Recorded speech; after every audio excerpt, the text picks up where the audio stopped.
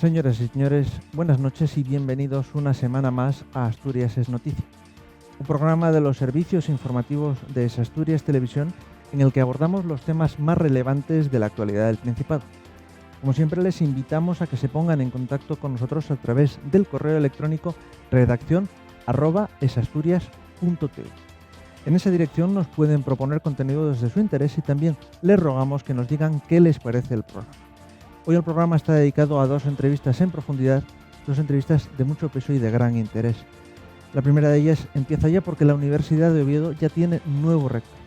Es Santiago García Granda, catedrático de Física Química, que consiguió 2.533 votos por los 1.484 cosechados por José Muñiz. En cuanto al voto ponderado, el profesor García Granda obtuvo un 51,1% frente al 48,7% de su rival. Esta noche tenemos en el plató de Asturias Televisión a don Santiago García Granda, nuevo rector de la Universidad de Oviedo. Buenas noches, don Santiago. Buenas noches. En primer lugar, enhorabuena. Muchas gracias. Y gracias por aceptar la invitación de Asturias Televisión y de Asturias es Noticia. ¿Cuáles son sus primeras sensaciones cuando han pasado poco más de 24 horas desde que es nuevo rector de la Universidad de Oviedo? Bueno, la verdad es que es un día un poco diferente hoy. Ayer fue un día con una ligera incertidumbre, ¿no? Un proceso que genera una cierta tensión por lo igualado del resultado, por la incertidumbre. Luego se alargó un poquito y hoy el día ha sido un día de entrevistas, un día diferente, ¿no? Aunque tenía mi clase de las 4 de la tarde y bueno, pues también acudí. Sí, era una clase de tutorías grupales donde bueno, unos alumnos exponían sus trabajos finales. ¿Y cómo fue el recibimiento de los alumnos?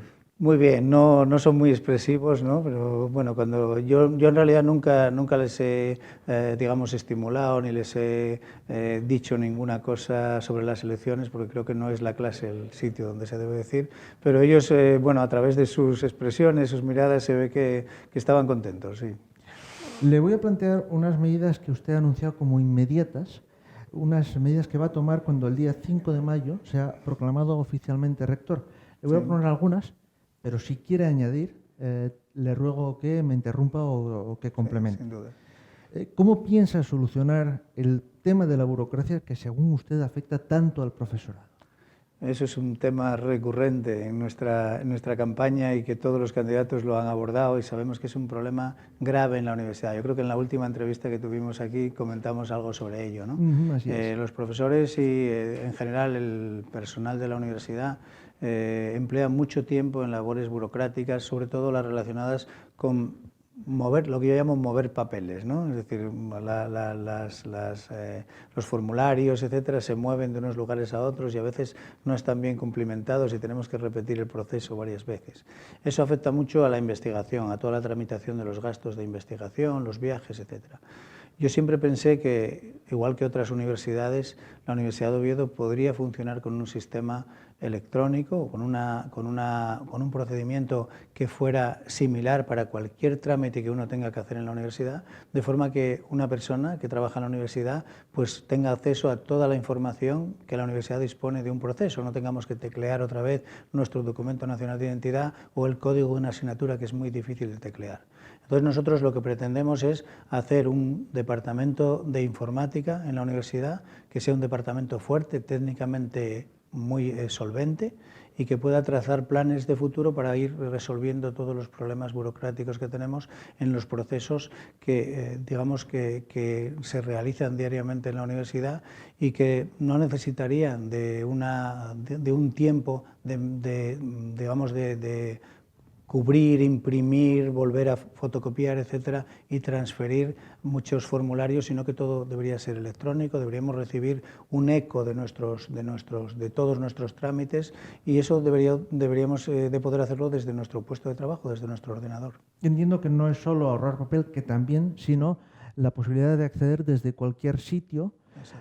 a los contenidos de la universidad de una manera sencilla, tanto para los estudiantes como para los profesores o el personal administrativo. Sí, no solo eso, sino que a través de unos puntos de contacto únicos, pues no tendríamos que acudir a realizar un trámite determinado a través de un procedimiento de búsqueda, sino que el mismo sistema guiaría hacia ese procedimiento. Pero lo importante de esto es que el sistema seguiría la tramitación y uno iría recibiendo la información de las distintas fases del proceso a medida que pasa por los distintos responsables que firman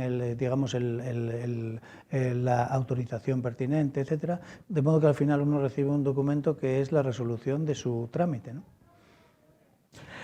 ¿Tiene intención de reunirse ya con el presidente del Principado, con don Javier Fernández? ¿Qué le va a pedir? Bueno, yo creo que esperaremos a que sea rector, a que tome posesión. Y lo que le voy a pedir es un calendario de reuniones, que establezcamos un calendario de reuniones entre el Principado de Asturias y la universidad y que no sean reuniones formales, que sean reuniones de trabajo. Yo creo que es muy importante que nosotros trabajemos con el Principado de Asturias y que tracemos las estrategias que son necesarias para el Principado de Asturias en colaboración con la universidad.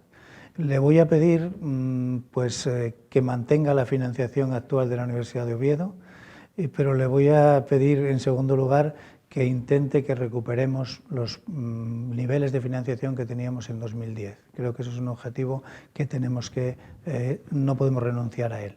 Y después le quiero pedir que tracemos acordemos un contrato programa, una financiación por objetivos paralela a la financiación corriente de la universidad y en el que que la universidad pueda mejorar sus niveles tanto docentes como de investigación.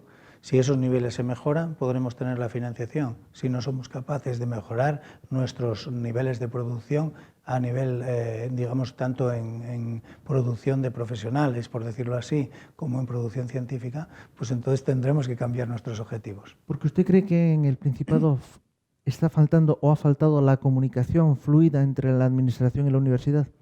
Yo creo que ha existido esa comunicación, pero no ha existido ese ambiente de trabajo en común. Yo creo que es muy importante que nosotros trabajemos, nos tracemos unos objetivos comunes y trabajemos en ellos. Parece que el Principado le interesa a la universidad y intenta potenciar todas las actividades de la universidad, pero lo creo que nos faltan son estrategias comunes, estrategias del Principado de Asturias con la universidad. También está decidido a paralizar de forma inminente el actual decreto de permanencia del alumnado. ¿Por qué? Fundamentalmente porque es un proceso que genera muchos problemas burocráticos a la universidad. Fíjese que el actual régimen de permanencia y progreso en la universidad pues afecta a más de 1000 alumnos cada año. Entramos en un proceso de suavización de ese sistema. El sistema trata de ver si hay razones para que los alumnos se queden en la universidad, algunos de ellos, y al final nos quedamos con 200, que son todavía muchos.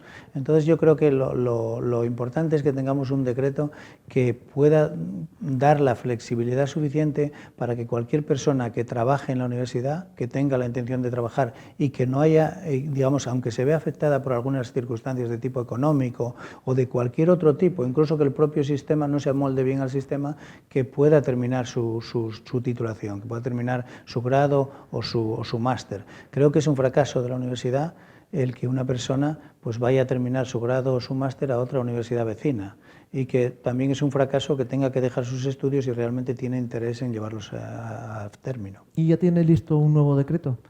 En realidad ese decreto ya se está negociando. Hay una negociación en la que yo no participo, pero de la que soy conocedor, y me parece que hay bastantes puntos de acuerdo.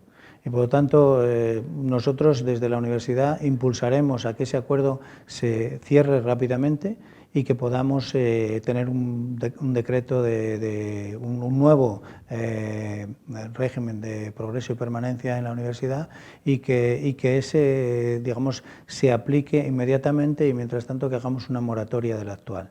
Esas son, sus actuaciones más inmediatas. No sé si me he dejado alguna en el tintero. Bueno, hay una que consideraría, desde el punto de vista personal, como algo que debo hacer, ¿no? porque lo he comentado, y es visitar todos los centros, departamentos, a todos los grupos de investigación y en realidad a todos los universitarios a los que he visitado en esta campaña en las elecciones al rector. Y por lo tanto yo creo que se les debo ahora como rector, pues digamos, reafirmar en mis propuestas y tener quizá algunas otras aportaciones de los universitarios. Y eso lo pienso hacer a lo largo de todo el rectorado. Y después es muy importante que nosotros evitemos o luchemos contra la precariedad laboral en la universidad. Creo que eso es otro de los objetivos a muy corto plazo que tenemos que lograr. Sí, hablaba usted de resolver el problema de la precariedad. ¿Y cuáles son las primeras medidas que va a tomar?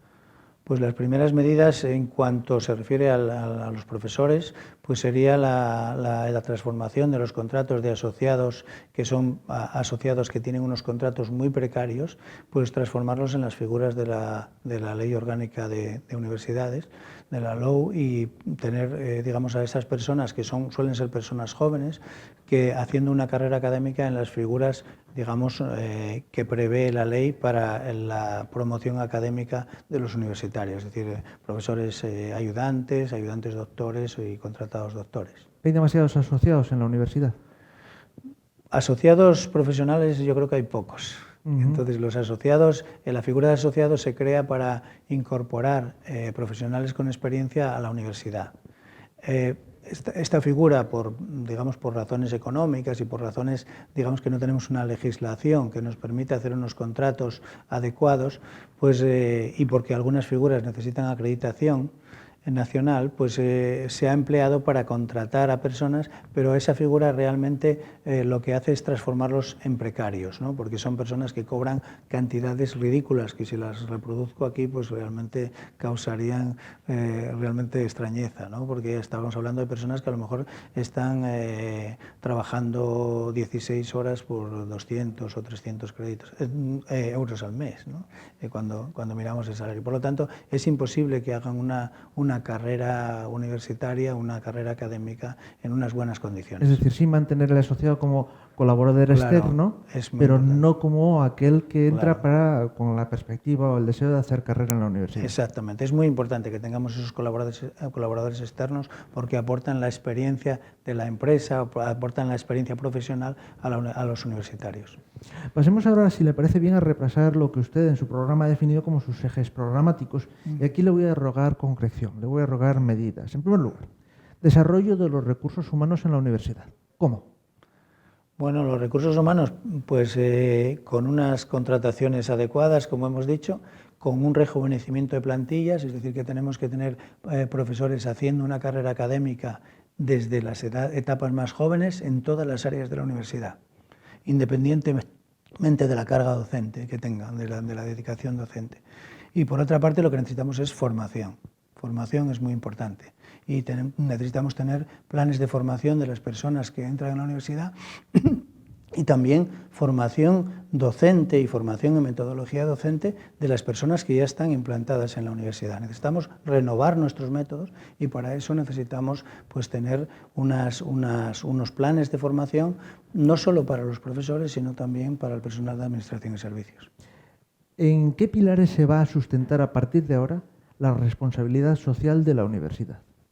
Bueno, en primer lugar empezaremos por nuestra propia responsabilidad social con nuestras contrataciones, con la seguridad jurídica que tenemos que dar a nuestros contratados. Tenemos una serie de conflictos en la universidad porque las formas de contratación no son las adecuadas. Y por lo tanto eso genera a la larga pues a veces pues personas que ganan en los juzgados pues un puesto en la universidad, que no digo que eso sea malo, pero que no es un buen procedimiento, ¿no? Y después lo que nosotros tenemos que hacer es también actuar como institución académica, como institución de enseñanza y como institución que debe liderar cualquier, digamos, movimiento social, pues también preocuparnos de los problemas que existen en el mundo, ¿no? Tenemos que preocuparnos de ayudar, sobre todo culturalmente, pero también materialmente, a las personas que sufren. Tenemos que tratar de actuar proactivamente con el problema de los refugiados, por ejemplo, ahora, ¿no? Por ejemplo. Eso tenemos que ¿Cómo hacer. podría hacerse eso? Bueno, eso se puede hacer, por ejemplo, con el voluntariado. Hablamos de los refugiados, un tema importante. Sí, Además, sí. ahora que van a venir, se calcula medio millar de refugiados a Asturias. Claro, pues estas personas necesitan, por ejemplo, que les demos no solo, digamos, un aporte de material, ¿no? Necesitan comer, necesitan alojarse, etcétera, pero necesitan también actualizar sus conocimientos del idioma. Y nosotros tenemos muchas posibilidades de actuar sobre esos grupos, incluso sobre muchos inmigrantes que tenemos ahora, no tantos en Asturias, pero que tenemos en España, y nosotros podríamos actuar formando a esas personas de forma altruista, lo podríamos hacer desde instrumentos que tenemos como la Casa de las Lenguas, por ejemplo. Habla del voluntariado. ¿Qué papel van a jugar a partir de ahora los voluntarios en la universidad? Tenemos que fomentar el trabajo de los estudiantes. Yo creo que es importante que los estudiantes se involucren en algunas tareas de la universidad. Y esto no lo estamos haciendo. Los estudiantes pueden colaborar, sobre todo los estudiantes de cursos más altos, incluso en tareas de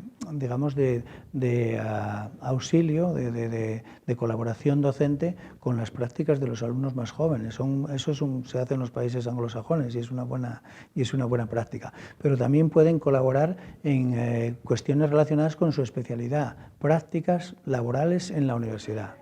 Fisioterapeutas, personas que hacen turismo, trabajo social, es decir, en todo eso pueden colaborar y podemos tener a los alumnos dentro de la universidad, que es lo que a nosotros nos interesa, ¿no?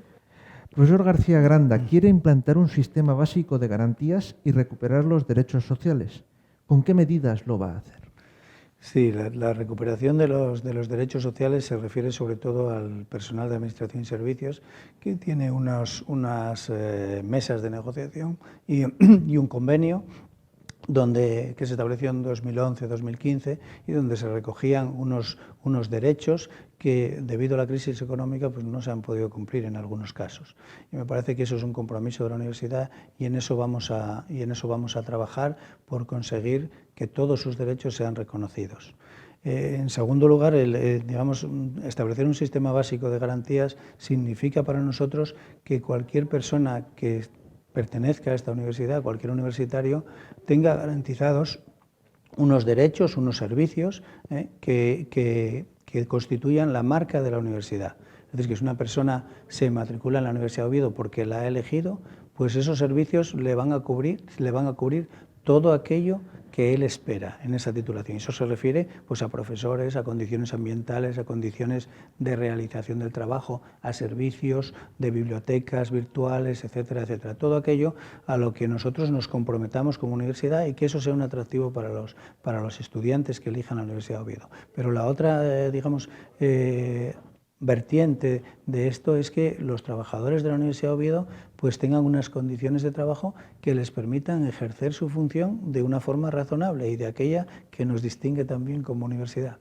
Y si el alumno que firma un contrato al fin y al cabo con la universidad ve que no se cumple esas garantías básicas, ¿puede reclamar, podrá reclamar? Claro, yo creo que eso es lógico. Cuando nosotros compramos algo, cuando nosotros reclamamos un servicio, pues si eso no se cumple en las especificaciones, pues podemos reclamar y la universidad debería resolverlo inmediatamente con una acción prioritaria. Y eso haría que nosotros recuperáramos esa confianza, ¿no?, que los estudiantes deberían tener en la Universidad de Oviedo, ¿no? También habla de realizar desde la administración de la universidad una gestión transparente. ¿Transparente para quién y para quiénes?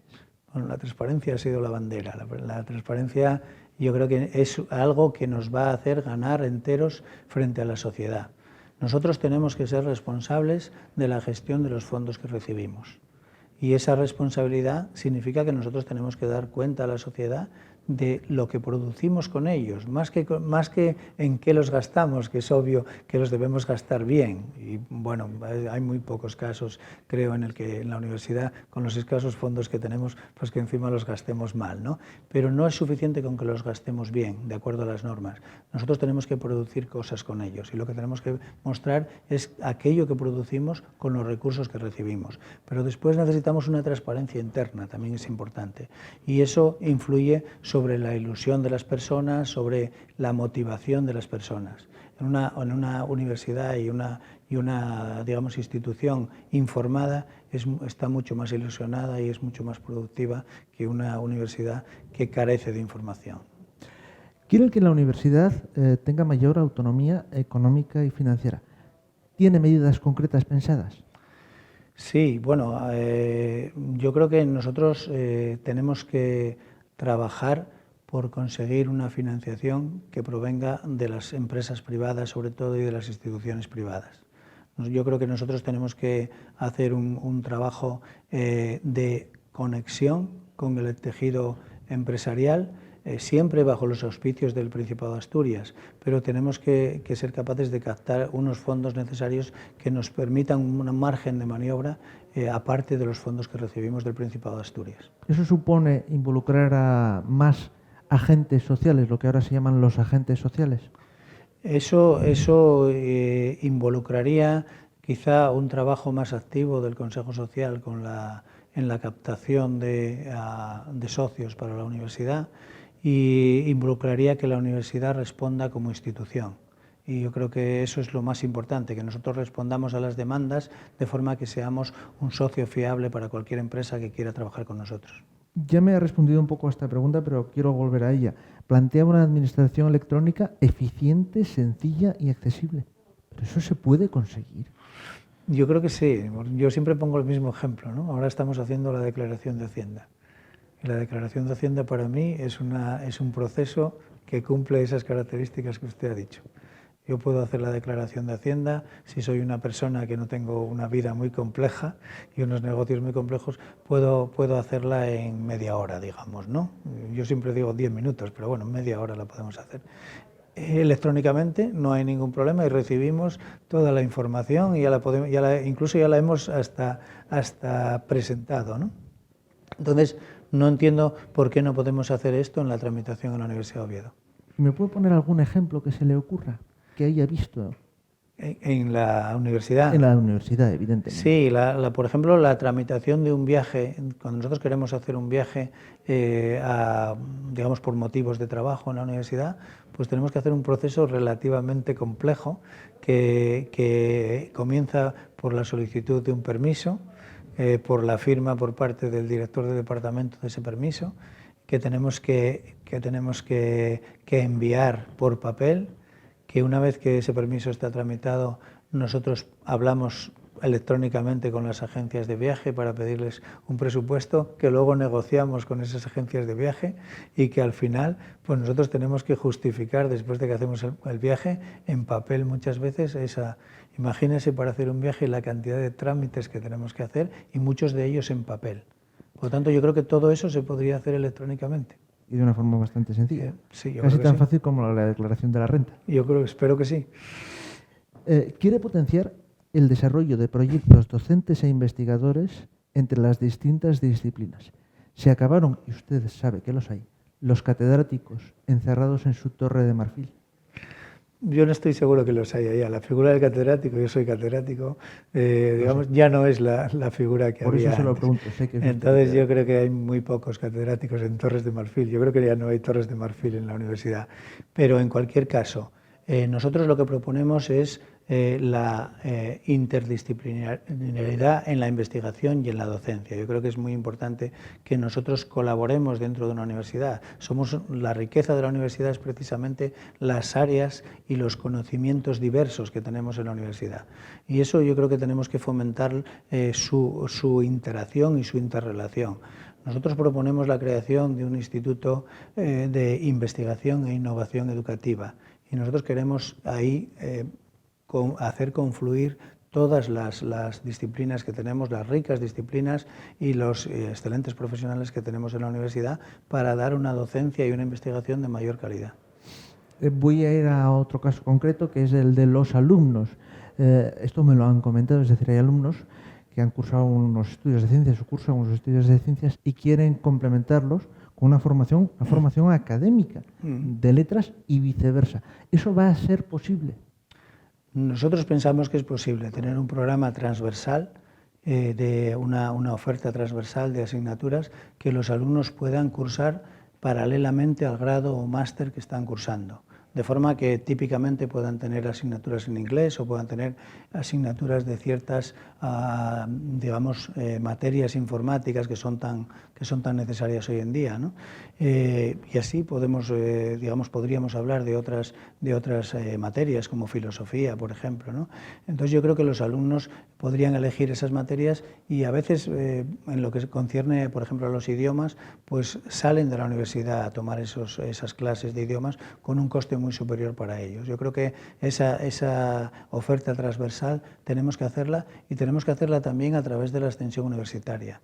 Yo creo que tenemos que aprovechar que la universidad sale en la extensión universitaria fuera de sus muros y que eso pueda ser aprovechado para la actualización de conocimientos, no solo por las personas que tienen una cierta edad quizá o que tienen una cierta disponibilidad de tiempo, sino para las personas que realmente tienen interés en actualizar sus conocimientos. Además, hablamos del tema de los idiomas, que es el asunto transversal por excelencia, y es verdad que muchos estudiantes acuden fuera, no solo porque quieren formarse, sino porque quieren tener una titulación que les podría dar la universidad. Claro, exactamente, sí. Hablando de idiomas, apuesta usted por la promoción del asturiano. ¿De verdad se va a poder presentar trabajos o leer tesis doctorales en la lengua? Yo creo que se está haciendo. Lo que queremos es facilitar y generalizar esa posibilidad.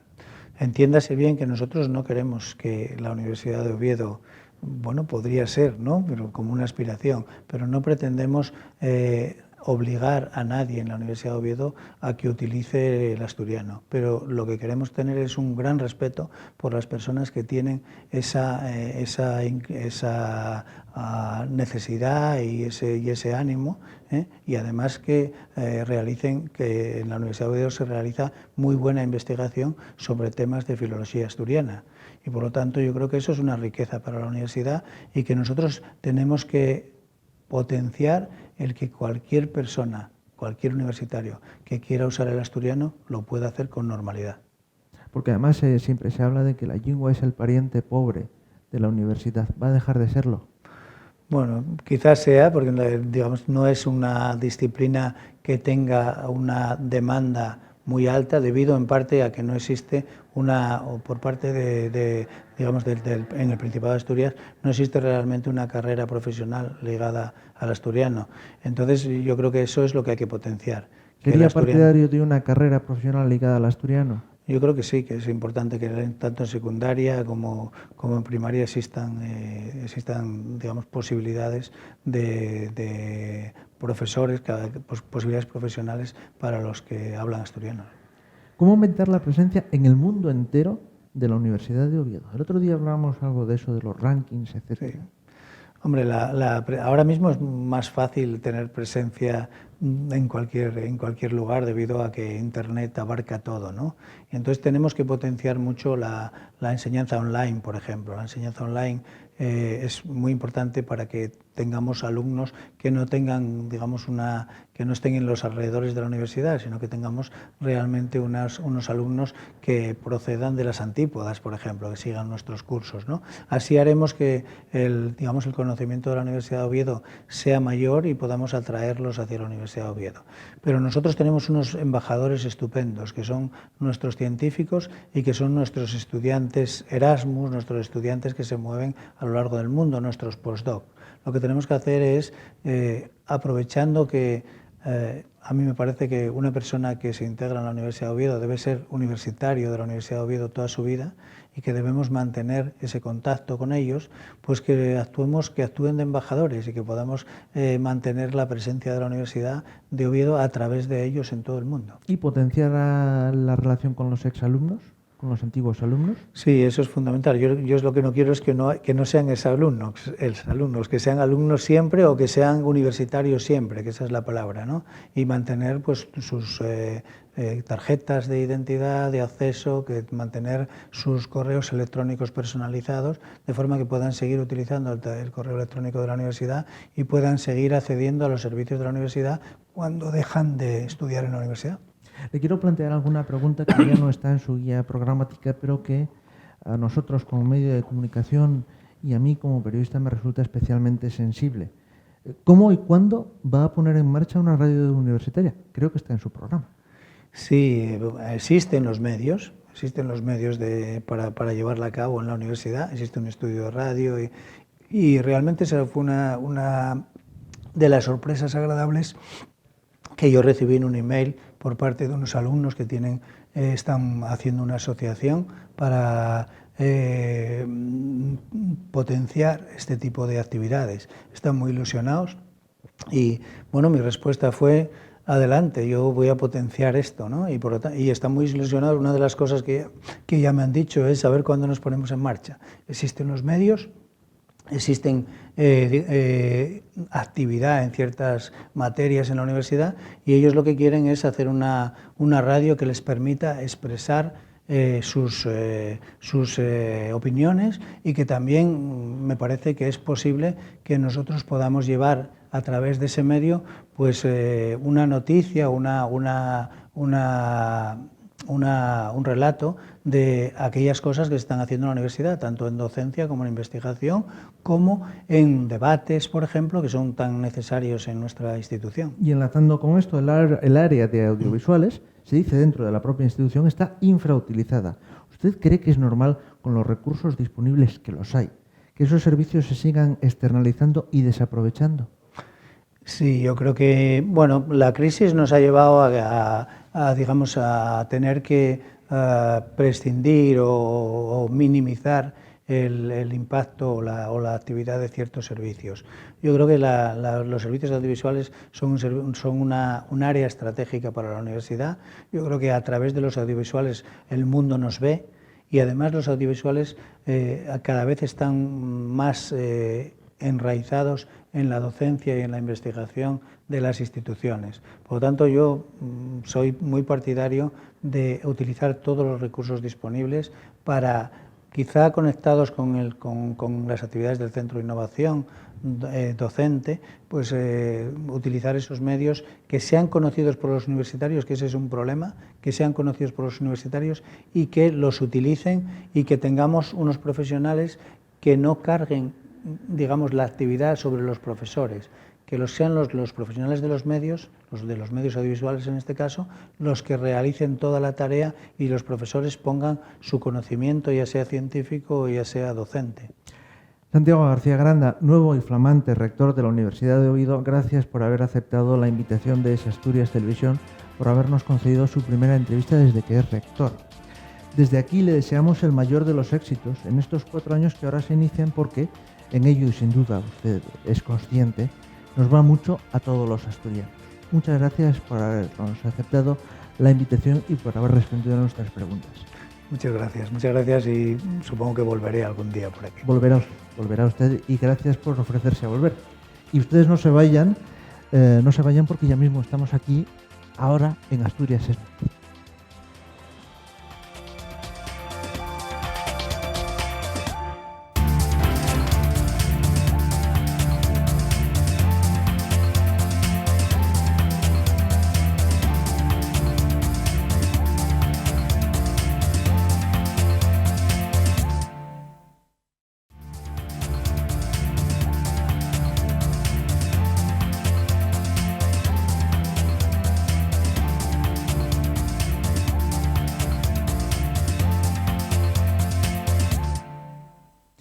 Ya estamos de vuelta aquí en Asturias es Noticia. El próximo 2 de mayo, el presidente del Congreso, Pachi López, someterá a la firma del Rey el decreto de disolución de las Cortes y la convocatoria de elecciones para el 26 de junio. La disposición será refrendada por Felipe VI a partir de las 0 horas del 3 de mayo y tras su inmediata publicación en el Boletín Oficial del Estado, entrará en vigor, abriendo así un nuevo proceso electoral que finalizará el domingo 26 de junio, con las elecciones al Congreso y al Senado. Para hablar de algunos de los aspectos más relevantes del proceso y de las posibles reformas de la Constitución española, está con nosotros Benito Aláez, catedrático de Derecho Constitucional de la Universidad de Oviedo. Buenas noches, Benito, y gracias por aceptar la invitación de Es Asturias Televisión. Buenas noches. ¿Cuáles son los principales momentos del proceso que ahora se inicia? Bueno, pues algunos ya los has mencionado tú con tu introducción. El día 3 entrará en vigor el decreto de disolución y convocatoria de nuevas elecciones. A partir de ahí se abrirá un plazo en el cual pues, se conformará el censo electoral, se publicará.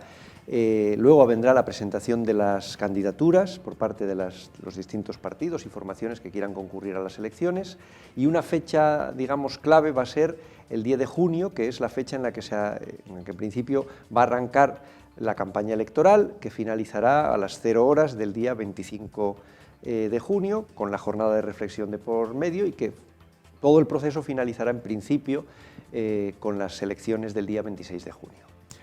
Muchos ciudadanos tienen la impresión de que el proceso entre unas y otras elecciones, vista la dificultad de lograr un acuerdo entre las fuerzas políticas, se ha alargado demasiado. ¿Qué posibilidad tenían el rey, el presidente del gobierno o el del Congreso de los Diputados de acortar los plazos? Yo creo que limitada, la verdad. Se hubiera podido, sin duda, acortar algo, porque el periodo ha sido de 4 meses largos, si se hubieran celebrado las primeras consultas antes.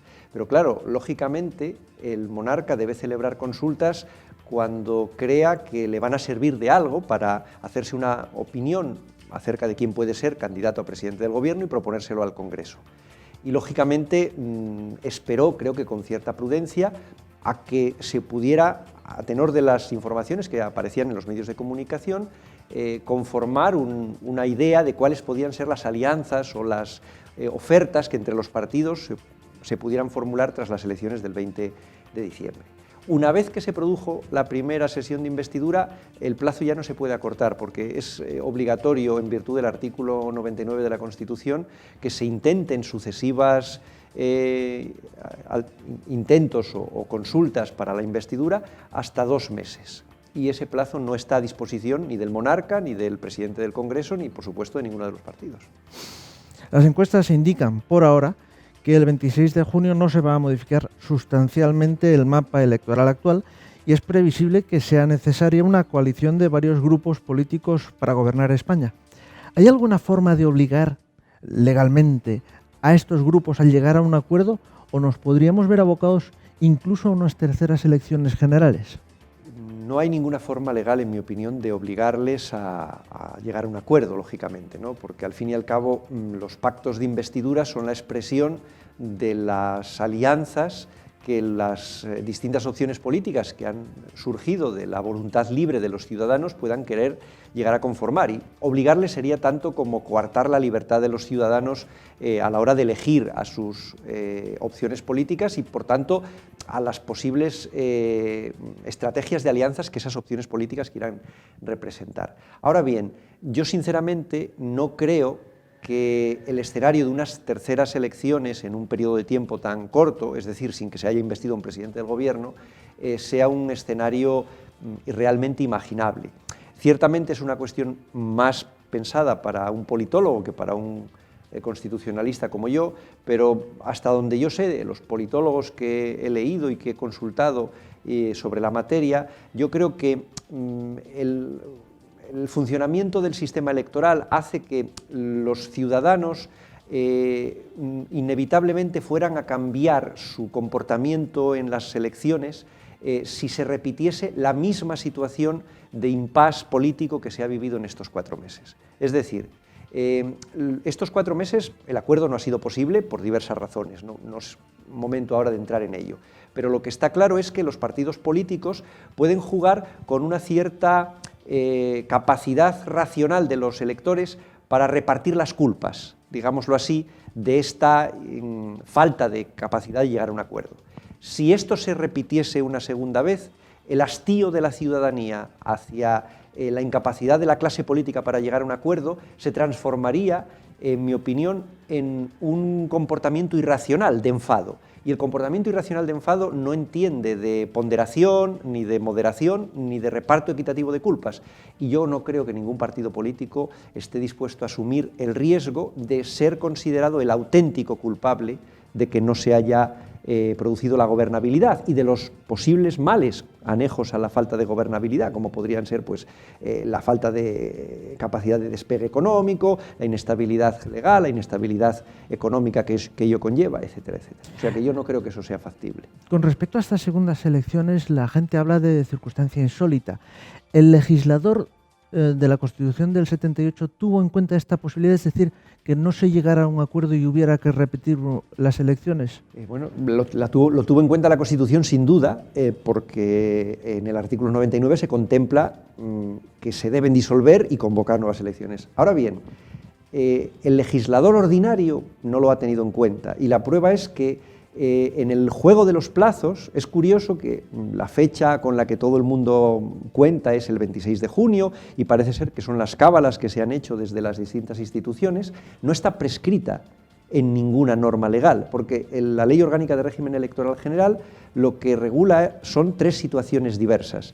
La situación, que no viene al caso ahora, de elecciones en una comunidad autónoma en la que el presidente no tiene capacidad de disolución de las cámaras, la elección de las Cortes Generales o de un Parlamento autonómico, allí donde el presidente tiene la capacidad de disolver y ha efectuado la disolución de las cámaras, y la elección del Parlamento Nacional o de una comunidad autónoma en el periodo natural, digamos, de duración del mandato.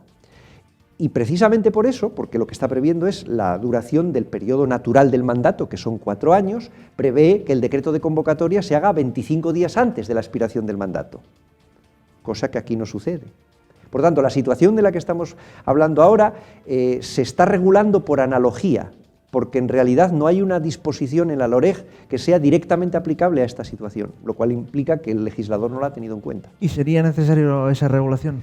Bueno, sería conveniente, absolutamente necesaria no, y desde luego la convocatoria en esta fecha es obligada, como dije, y que la elección se produzca el día 26 de junio es perfectamente legal, porque la Constitución da un margen de entre 30 y 60 días desde la disolución del Congreso. Como la disolución se produciría el día 3, 30 días se superan y no se llega a los 60 días el 26 de junio. En otros países como Francia, la elección de la Asamblea Nacional se hace mediante un sistema de doble vuelta, descartando así a las agrupaciones que no han conseguido un porcentaje mínimo de votos. ¿Con la actual legislación en España sería posible implantar este formato? No, tendríamos que modificar la Constitución. El sistema de elección del Congreso de los Diputados viene específicamente previsto en sus aspectos esenciales en los artículos 67, 68 de la Constitución y, por tanto, eso no es posible. Sin modificar la Constitución no sería posible. ¿Y qué modificaciones habría que hacer? ¿Estaríamos ante lo que ustedes llaman la reforma dura de la Constitución? No, sería una modificación, yo creo, por el procedimiento más sencillo, lo de más sencillo entre comillas, porque no obstante requeriría una mayoría de 3/5 partes del Congreso y de 3/5 partes del Senado. ¿Y usted sería partidario de que hubiera una doble vuelta? Yo no sería partidario de un sistema de doble vuelta. ¿Por qué? Porque, bueno, en primer lugar, estamos convirtiendo un catarro en una neumonía, es decir, o si lo queremos más gráficamente, estamos convirtiendo un estornudo en un catarro. Es la primera vez que sucede esto. ¿Cuáles son los auténticos problemas de gobernabilidad que el sistema diseñado en la Constitución ha generado? De momento ninguno, o como mucho afectan a 4 meses en un total de casi 40 años, ¿no? Luego, una tendencia que a veces tenemos los españoles de convertir la anécdota en categoría general, debemos huir de ella, ¿no? Entonces, el sistema no nos ha demostrado que en ese aspecto haya fallado, haya funcionado mal. Más bien todo lo contrario. Si tiene algo característico nuestro sistema, y eso está reconocido en términos generales por prácticamente toda la literatura científica en derecho constitucional y en ciencia política, es que es un sistema diseñado en esencia por la propia Constitución, pero luego desarrollado por la ley electoral para favorecer a los partidos mayoritarios, es decir, para favorecer el bipartidismo y, por tanto, mayor estabilidad política, que es también a lo que tiende un sistema de doble vuelta, ¿no? Luego, necesidad ninguna, yo no la veo por ninguna parte. Precisamente uno de los asuntos que aparecerán en esta campaña, sin duda, es la queja de los partidos más pequeños de que la ley española favorece a los grandes. Dicho de otra manera, y corríjame si me equivoco, cuanto mayor es el grupo, menos votos necesita para obtener un parlamentario. ¿Considera usted que las normas españolas son adecuadamente proporcionales o habría que cambiarlas? No tiene que ver con el tamaño del grupo, tiene que ver con el tamaño del espacio en el que se reparten los escaños, o lo que comúnmente se denomina circunscripción. El defecto, por así decirlo, viene en la propia Constitución, con lo cual ¿El sistema funciona adecuadamente proporcional? Respuesta, no. ¿Sería posible conseguir mayor proporcionalidad para que a cada candidatura, a cada partido que presenta candidaturas, le corresponda un número de escaños más adecuado al número total de votos que obtiene en todo el territorio nacional? Sí, pero solo parcialmente si no se cambia la Constitución. Cambiando la ley electoral podemos conseguir un poco más de, o si lo queremos al revés, un poco menos de desproporción de la que ahora mismo hay, pero el pecado original de la desproporción radica en la Constitución.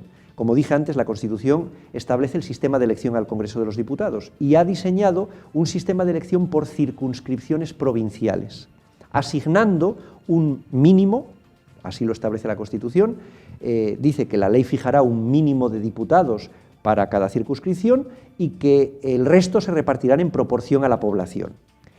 Y fija la horquilla de entre 300 y 400 en el número de diputados, ¿no? Entonces, con el actual número que tenemos, 350, y 2 diputados asignados a cada circunscripción provincial, queda muy poco margen para el reparto adecuado en función de la población. O dicho con otras palabras, las provincias más extensas en territorio pero poco pobladas están sobrerepresentadas y en ellas normalmente tienen más calado representativo los 2 grandes partidos, Partido Socialista, Partido Popular, que el resto de los partidos. No es un problema, por tanto, como a veces se piensa de los partidos nacionalistas. Estos tienen básicamente la representación que les corresponde, porque ellos solo se presentan en aquellas circunscripciones en las que son el partido más votado o el segundo partido más votado y, por tanto, tienen un buen resultado electoral y no pierden votos. Para cambiar eso, podemos ampliar el número de diputados a 400, eso no sería muy popular. Bastaría con cambiar la ley orgánica del régimen electoral general, pero con la prensa que tienen los partidos y los políticos sería como malgastar más dinero en política, pero si se aumentan a 400 y se reduce el número mínimo de diputados que se asigna a cada circunscripción de 2 a 1, quedarían muchos más diputados a repartir en proporción a la población y, por tanto, se llevarían más diputados las provincias más pobladas y las que están poco pobladas no tendrían diputados, con lo cual la población, digamos, obtendría una mejor correspondencia con sus preferencias electorales, porque al final la población está donde está residiendo y, por tanto, en las provincias donde hay más población es donde tendría que haber más escaños a repartir y donde hay menos población, menos escaños a repartir. Entiendo que eso que dice nos atañe directamente a los asturianos en comparación con provincias mucho más extensas pero menos pobladas como Castilla-La Mancha. Sí, en Castilla-La Mancha pues hay unas fórmulas que simplemente con que la variación, para que nos hagamos una idea, si se cambiara la Constitución y se redujesen las circunscripciones de las 52 actuales, o sea, de las provincias actuales, a las comunidades autónomas, Castilla-León perdería del orden de 16 diputados, las provincias que componen Castilla-León, y Castilla-La Mancha del orden de 10. Ahora, ¿qué partidos políticos están dispuestos a decirle a los habitantes de provincias y comunidades autónomas donde obtienen aceptables resultados electorales: voy a cambiar la Constitución para que tengáis menos representantes en el Parlamento porque estáis sobrerepresentados? Claro. No es imaginable. Lo que pasa es que lo que usted viene a decir es abrir una reforma sencilla, impopular pero sencilla, es aumentar a 400 diputados. No, ni siquiera. Para hacer eso de aumentar a 400 diputados y reducir el número, bastaría una ley orgánica, la modificación de la LOREG. No haría ni siquiera falta ir a la reforma de la Constitución. Lo que sucede es que esa reforma nos garantiza, según los estudios que se han hecho, que la desproporción no se elimine, solo se corrija un poco. Para eliminar la desproporción hay que tocar el artículo 68 y quitar la palabra provincia. ¿Reforma sencilla o reforma compleja? Reforma sencilla. Hablemos ahora precisamente de la reforma constitucional, comenzando por la monarquía. ¿Qué cambios considera usted más urgentes y cuál sería la fórmula legal más adecuada para llevarlos a cabo? Bueno, cambios urgentes. Yo creo que un cambio urgente es el que tiene que ver con la forma territorial del Estado. Creo que ese es quizás el ámbito en el que podemos tener unos mayores problemas, ¿no? Aunque se me puede decir, es que solo representa un problema para una parte limitada de la población.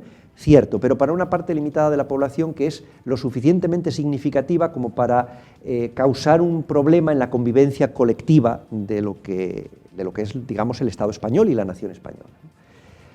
La monarquía, bueno, yo no tengo ningún problema en confesarme republicano, pero sinceramente soy republicano, pero no me gustaría que hubiera una república de cualquier tipo. Entonces, al final, el problema monarquía o república, en la modificación de la Constitución, dependería del tipo de república que nos quieran vender. Es decir, yo no cambio la democracia parlamentaria con monarquía que tengo por la proporcionalidad de la que hablábamos, y por eso no me gustan las dobles vueltas, por una república presidencial, en la que se elija un presidente de la república con mucho poder, solo por el hecho de tener el 51% de los apoyos populares, de los votos, con respecto a él o la candidata con menos apoyos, ¿no? No, eso no lo querría, ¿no? Y luego algo de lo que se está hablando recientemente de manera muy insistente es la cuestión de la introducción de nuevos derechos, ¿no? Sobre todo de derechos sociales que se han visto afectados como consecuencia de la crisis económica, trasladarlos del capítulo tercero de los principios rectores de la política social y económica, que es un capítulo que no tiene una eficacia normativa y obligatoria real o tan vinculante como los derechos fundamentales en sentido estricto, y pasar esos principios rectores, como el derecho a la vivienda, el derecho a la salud, el derecho a la asistencia social en caso de necesidad, las pensiones, etcétera, etcétera, al ámbito de los derechos fundamentales del capítulo segundo. Yo sería muy cauto con eso.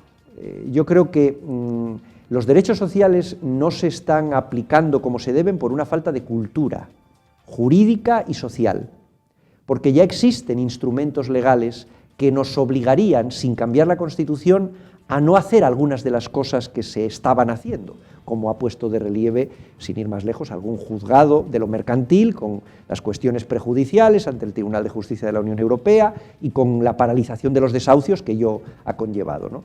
Luego, al final, no es un problema de dónde esté ubicado, sino de que las instituciones, los actores legales y sobre todo la ciudadanía sepan que hay unas normas, que dicen esas normas y que hay que cumplirlas. No es necesario que estén en la Constitución como si fuese algo sagrado, ¿no? Como algo sagrado se ha tenido durante casi 40 años y parece que es necesario dejar de tenerla como algo tan sagrado y modificarla, ¿no? Entonces no hagamos trampas con esa cuestión, ¿no?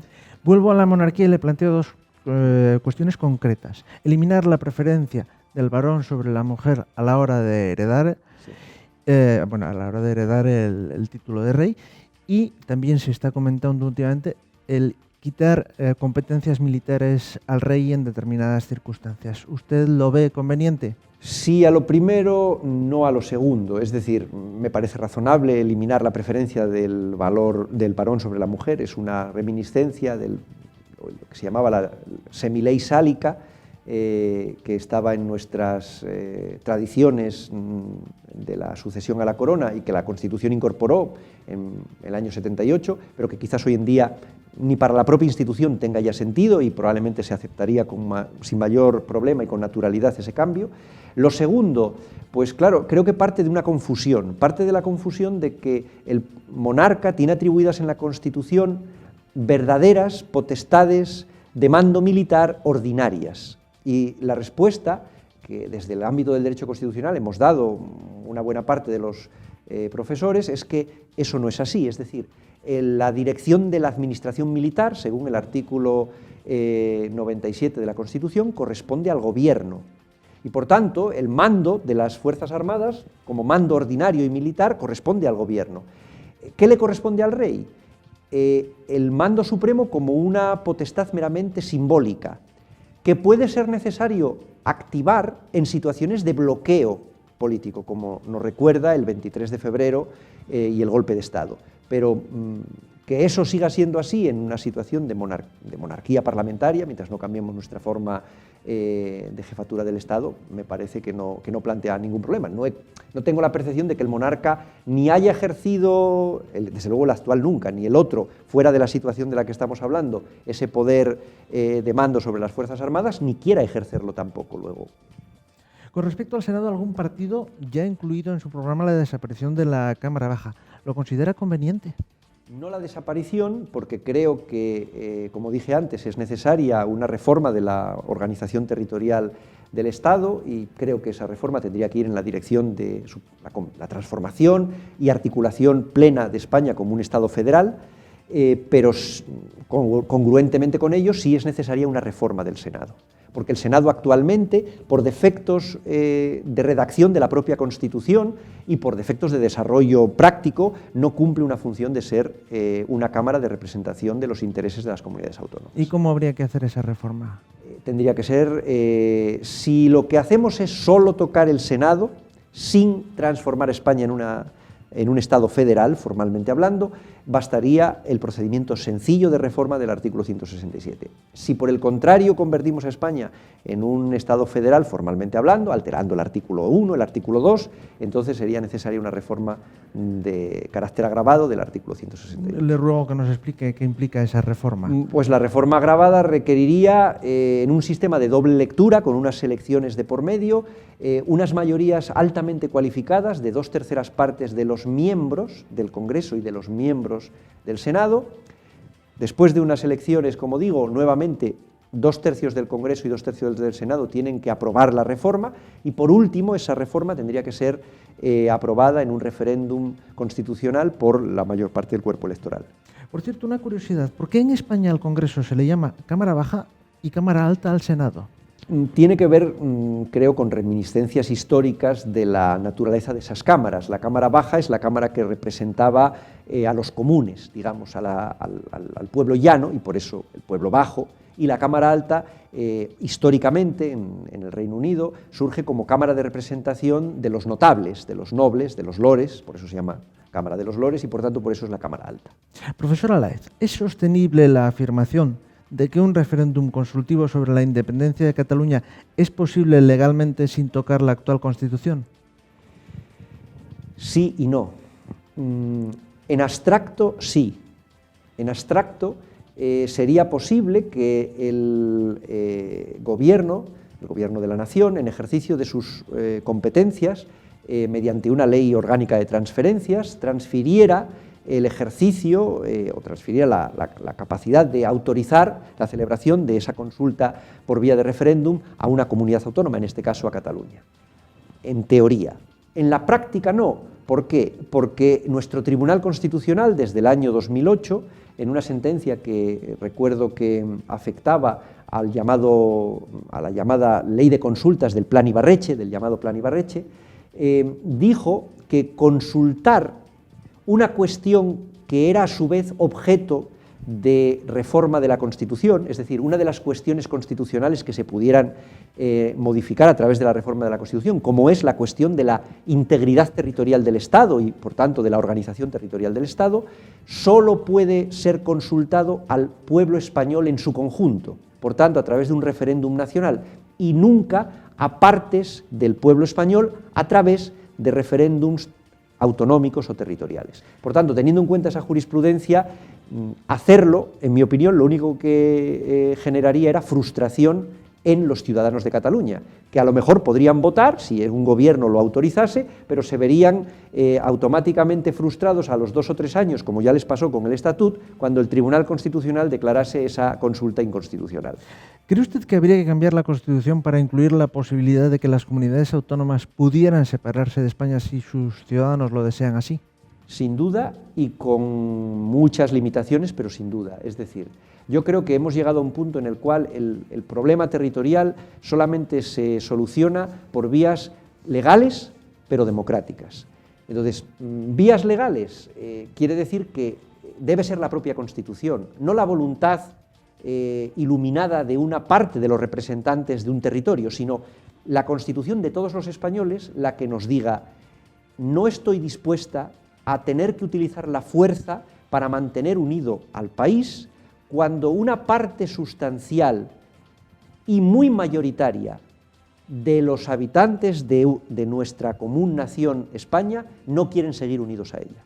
Entonces, lo que habría es que regular ese proceso de secesión como un procedimiento especial de reforma de la Constitución, sometido a múltiples cautelas, como por ejemplo que la mayoría que impulse la solicitud de secesión sea una mayoría cualificada, no el 51%, sino a lo mejor 3/5, por lo menos, de los diputados del Parlamento autonómico que quiere separarse.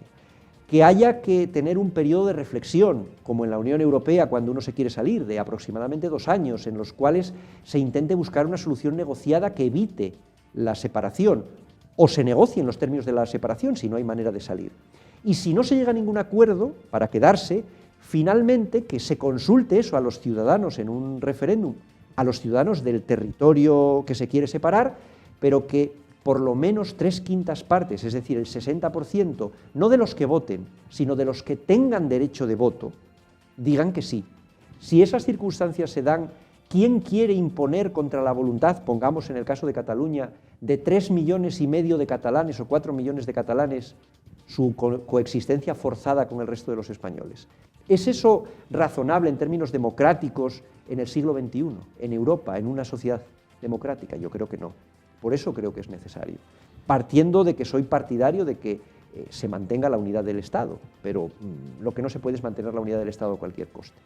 Estamos llegando al final de nuestro tiempo, pero no quiero dejarle ir sin hablar de las elecciones a la universidad. Ya tenemos nuevo rector. ¿Qué balance hace de estos comicios? Pues bueno, creo que estos comicios han sido unos comicios interesantes, porque bueno, ha habido primero una pluralidad de candidatos, cosa que no es inhabitual en las elecciones en la universidad, pero que es algo sano desde el punto de vista de modelos presidencialistas que parece que tienden a polarizarlo todo en dos, aunque al final sea así en la segunda vuelta.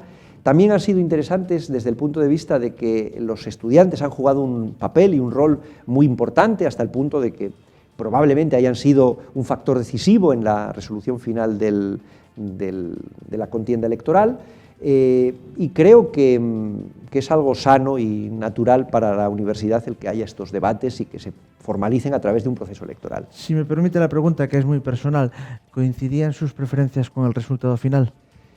Permítame que no responda a la pregunta, o mejor dicho, que más que no responder a la pregunta, diga cuál es mi actitud vital en relación con estas cuestiones, ¿no? He de decir que yo creo que un universitario puede tener preferencias y debe tenerlas a la hora de elegir a uno u otro representante de su institución, pero al final, como universitarios, nos debemos a la sociedad y a la universidad como mecanismo de mejora de la sociedad, y por tanto, en este caso, Santiago García Granda, con el que tengo una buena relación y a quien ya conocía previamente, sabe que puede contar con mi apoyo como alguien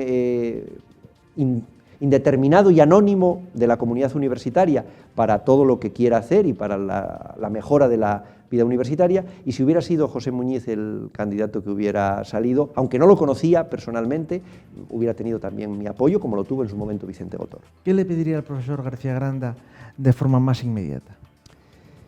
Que cumpla todo lo que pueda de su programa.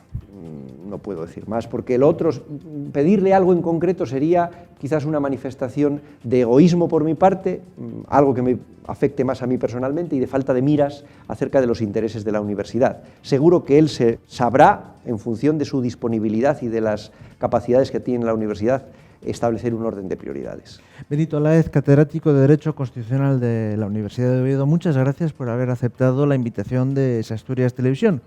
Y a todos ustedes ya lo saben, que les espero aquí, de aquí en 7 días, aquí en Asturias es Noticia. Buenas noches.